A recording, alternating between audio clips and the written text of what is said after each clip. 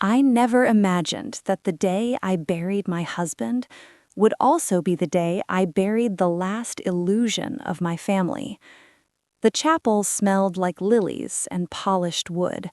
Soft organ music floated through the air, heavy and slow, like it was dragging its feet on purpose.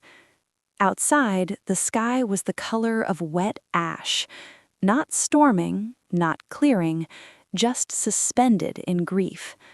I sat in the second row. Not the first. The first row was full. My daughter sat there, straight-backed, composed, her black dress perfectly pressed. Beside her sat a woman I did not recognize at first. Not really. She was elegant in a quiet way. Mid-50s, tasteful makeup, hands folded neatly in her lap like she belonged there. I told myself she was a colleague, a business associate, a distant friend. I had been married to my husband, Charles Whitmore, for 41 years. Surely I would recognize the woman who mattered. The pastor spoke gently about legacy, about devotion, about a man who gave everything to those he loved. I held my hands together so tightly, my fingers went numb. Then my daughter stood up. Emily, my only child, 36 years old, confident, polished, so much like her father it used to make me proud. She walked to the podium and took a breath. "Thank you all for being here," she began. Her voice trembled just enough to sound sincere. "My father was many things, a leader, a mentor, a provider." She paused. "There's someone I want to thank especially." My heart lifted. I waited. "I want to thank the woman who stood by my father when life became unbearable for him, the one who truly understood him, the one who supported him when he felt unseen." The air shifted. I leaned forward. Emily turned slightly and looked at the woman in the front row. "Thank you, Margaret," she said softly. "You were his true partner." The word hit me like a slap. True partner? The woman, Margaret, pressed her lips together, eyes shimmering, nodding humbly as if she had already taken something priceless from me. People turned to look at me. I felt myself shrinking in my seat. And in that moment, at my husband's funeral, surrounded by flowers I had chosen and hymns I had approved, I realized something terrible. I had already been replaced. Charles and I met in college. I was studying economics. He was studying engineering. I loved numbers. He loved ambition. We built our life brick by brick.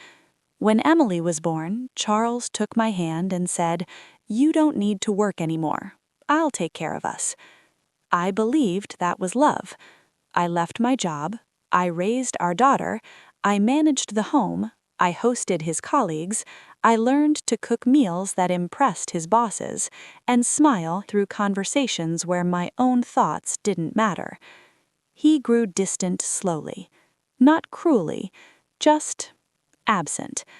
I told myself this was marriage, this was sacrifice, this was what strong women did. Margaret didn't exist then. Or maybe she already did, and I simply wasn't invited to know. The lawyer's office was cold and too quiet. Emily sat beside Margaret, not beside me. The lawyer cleared his throat. According to the last will and testament of Charles Whitmore, I stopped listening after the first sentence. The house, the lake property, the investment accounts, all left to Margaret Hale. Nothing to me. Not even a letter. Emily didn't look surprised. That hurt more than the will. When the lawyer finished, Margaret stood and turned toward me. "I never meant to hurt you," she said gently. Emily added, "Dad made his choice, Mom. You have to respect that." I realized then that this betrayal wasn't sudden, it had been prepared. That night, I went home alone. I opened old drawers. I found receipts for trips I was told were business only. I found photos tucked into books, Charles smiling in a way he hadn't smiled at me in years. With her, Margaret. Then I found something worse. Emails, financial transfers, company money moved quietly, carefully, over years. I hadn't been blind. I had been excluded. I met Emily at a cafe 2 days later. She crossed her arms before I even sat down. "You're embarrassing yourself." By asking questions, by wanting the truth. "You don't understand Dad like she did," Emily continued. "You were always strong, always critical. He needed softness." I stared at my daughter, at the girl whose fevers I sat through, whose nightmares I soothed, and I understood something devastating. Margaret hadn't just taken my husband, she had replaced me emotionally in my own child's heart. That night, I pulled out my old briefcase. Inside were certifications, degrees, old business cards. I had been brilliant once, and I had given it up for love, or what I thought was love. I called an old colleague, then a forensic accountant, then a lawyer. Not out of revenge, out of clarity.